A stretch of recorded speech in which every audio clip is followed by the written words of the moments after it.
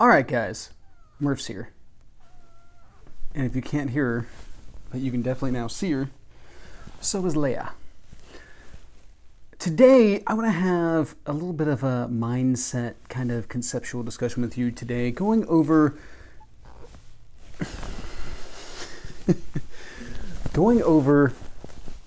optimal, suboptimal, and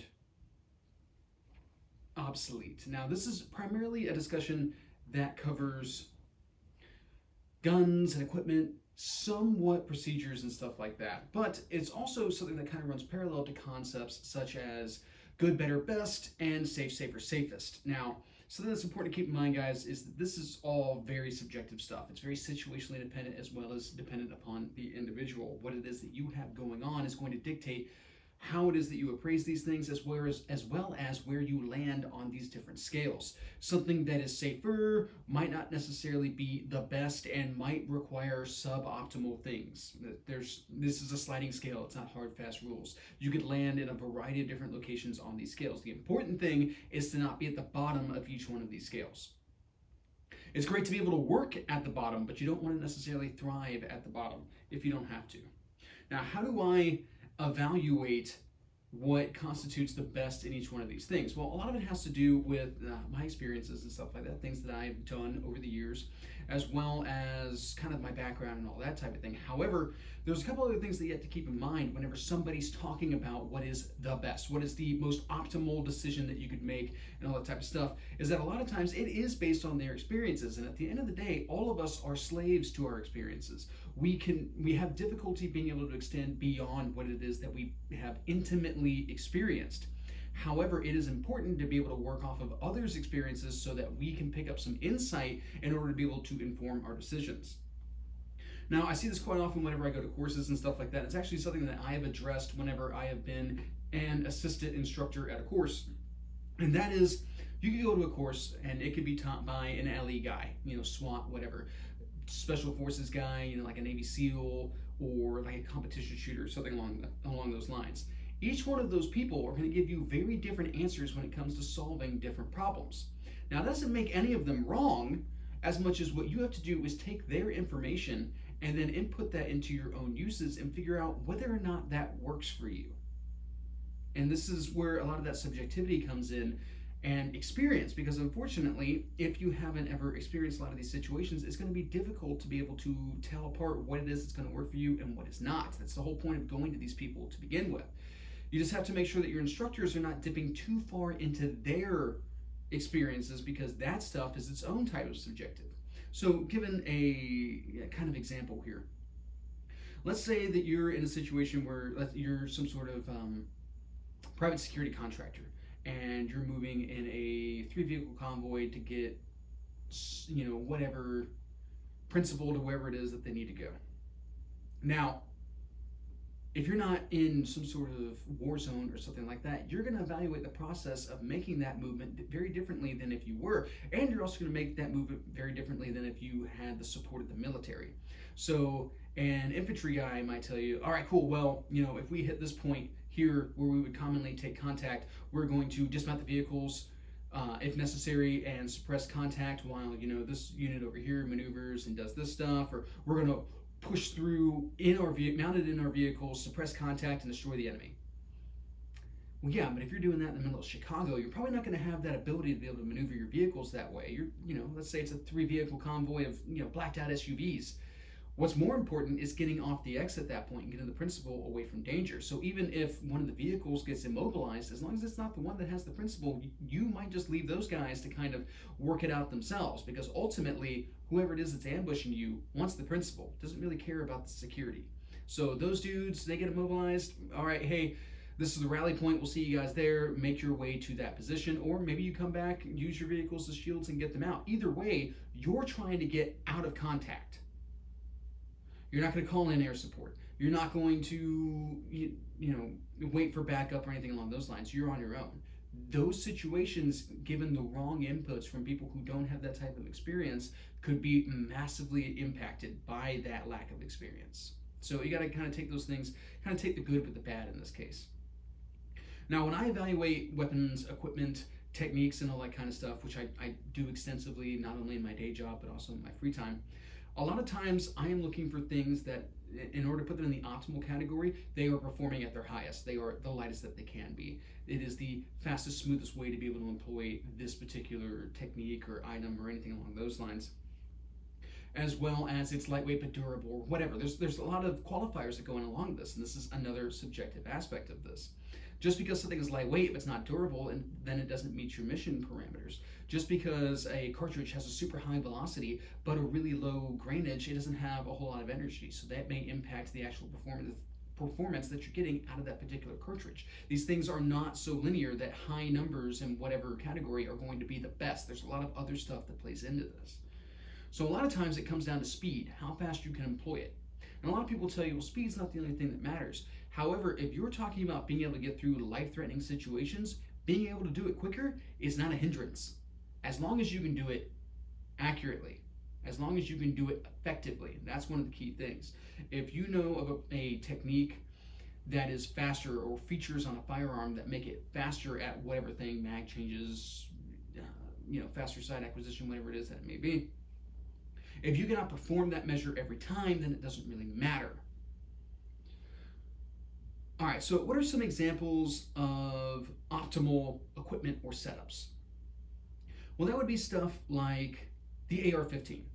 So the AR-15 is ridiculous whenever it comes to ergonomics, as well as the accessibility of its features, where you can get to a lot of the functioning bits from your grip, from the grip that's actually on the pistol grip. You can reach the safety, you can of course function the trigger, and you can also drop the magazine. That's a lot of stuff right off the bat. Now, magazine changes are inherently two-handed operations whenever both arms are functioning, so you can then reach your bolt release with the hand that's conducting the reload, as long as you're a right-handed shooter. Go.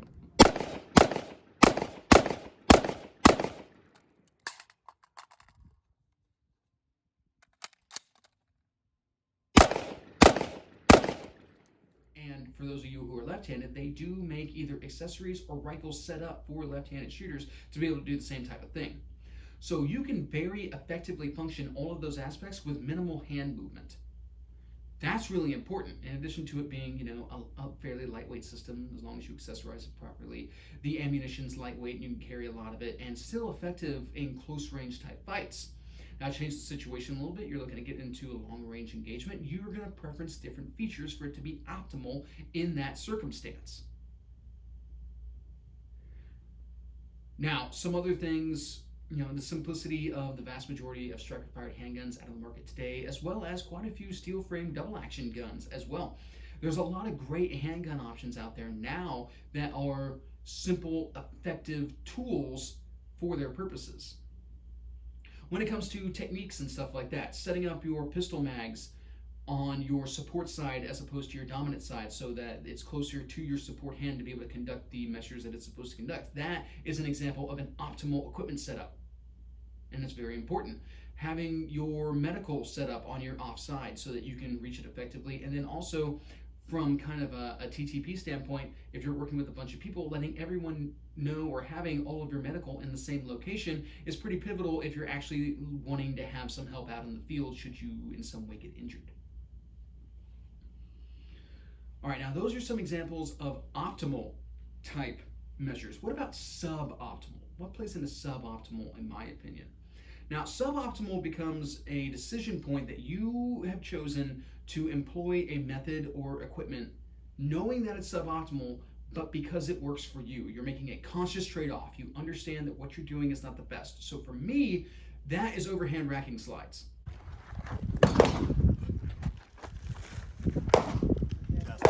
Stay back. Yep.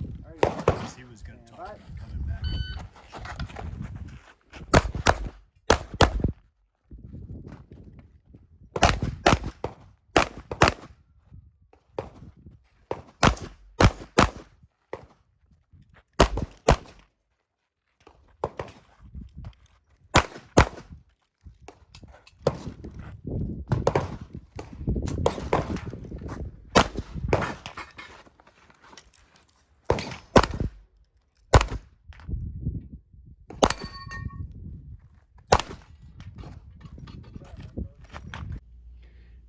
100% utilizing the slide release on a handgun, as long as it's set up in an appropriate location, is the fastest way to conduct a reload. Kitty cat, I would like to get a drink. Can I have my arm back? I know, it's so tough being a kitty cat. Okay, so conducting that type of reload is the most effective and fastest means to be able to get your handgun back into action. However, for me, I train on a wide variety of handgun platforms. So I train to overhand rack the slide because the slide is always in the same location. And the slide release might be in different locations between different handgun platforms. So I do that. Now, I know full well that my reloads are a little bit slower, and actually at times, considering that some of the fastest shooters out there are running slide release reloads, a lot slower than that more effective means. However, I can do it every time, and I'm still pretty quick at it. So I have made that conscious trade-off based on my situation to employ this type of measure, knowing full well that it is suboptimal. Now, if I ever got super serious and decided that I was only ever going to run one handgun platform for the rest of my life, I would choose something that set itself up well to slide release reloads, and then I would utilize the slide release for my reloads.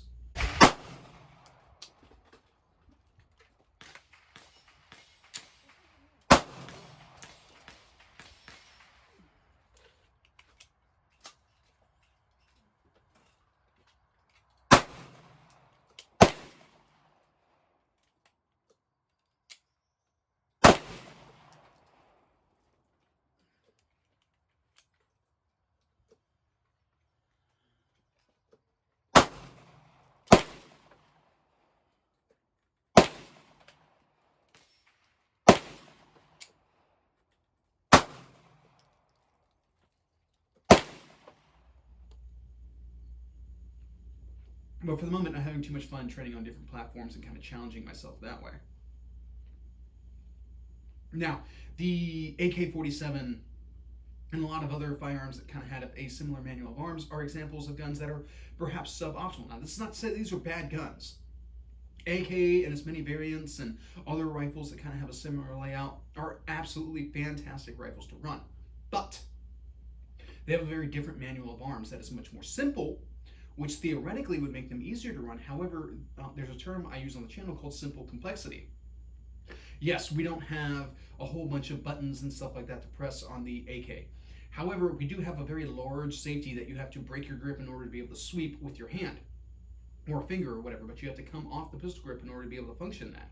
You do not have last shot hold open, so you really have no way of knowing that your gun is empty. In addition to that, you don't have a bolt release or anything along those lines, so you have to run the charging handle anytime it is that you want to reload the gun. In addition to that, your magazine is a rock and lock style, which does not make for as fast reloads because you have to hit that angle just right in order to be able to get it to lock into the magazine well properly. And getting it out of the magazine well can be problematic at times. It's not so easy as just having your firing hand drop the magazine while you secure your next source of feed. You have to secure your next source of feed and then contend with the previous source of feed still in the magazine well.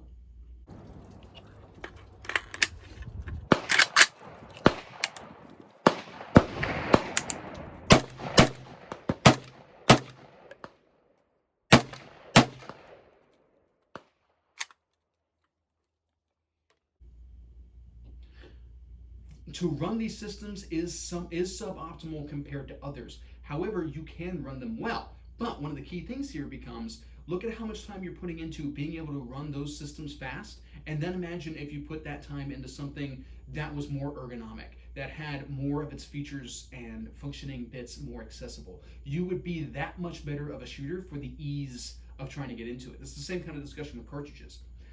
Between 9mm 40 and 45, when you look at energy and all that kind of stuff, there's really not that big of a difference. And if you do an ammunition comparison between individual loads, you can find effective performance out of hollow points in any of them that are meeting all of the FBI standards, 1.5 times expansion, between 12 and 18 inches of penetration, and consistent expansion at that.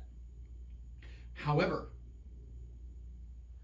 just because all of these things have the similar performance dynamic does not necessarily mean that they all have the same recoil profile, that they're going to have the same size grips and all that kind of stuff. So yeah, a 45 is a fantastic performing cartridge when you have a good hollow point for it.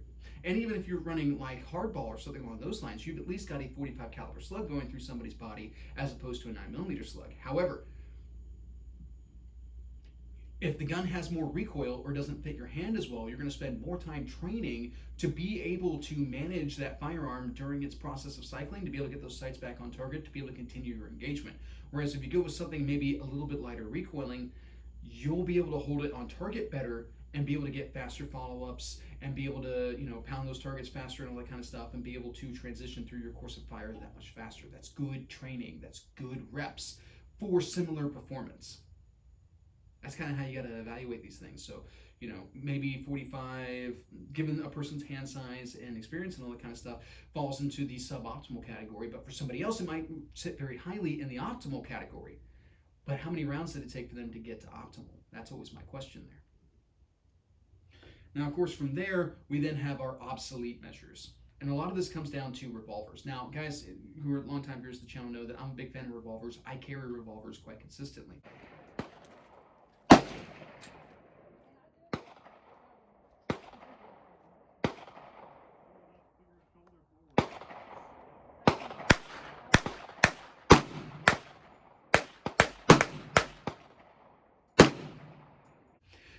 However, I carry double action revolvers, and even those I consider to be suboptimal. I consider them to be better tailored to a situation of what your average self-defense shooting looks like. But if you told me that I had to walk out the door and get into a gunfight right now, I wouldn't be carrying a revolver.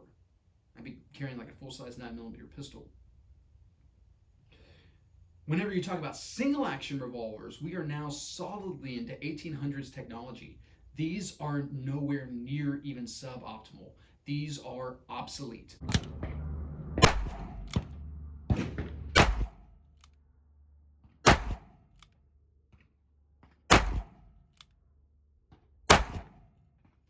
Diminished round capacity, diminished time spent shooting and all that kind of stuff, slower to get into action. These are not effective fight stopping. In a defensive type sense, these are not effective fight stopping options.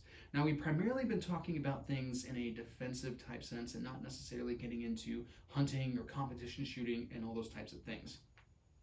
This is more or less to kind of capture what is a very broad idea, not necessarily get into the minutia of each one of these categories. What I want you guys to draw from what it is that I'm talking about, because as gun owners, we spend a lot of time thinking about self-defense type measures and all that type of stuff, is to take the same thought process and apply it to those other categories and see where it is that you land on the spectrum.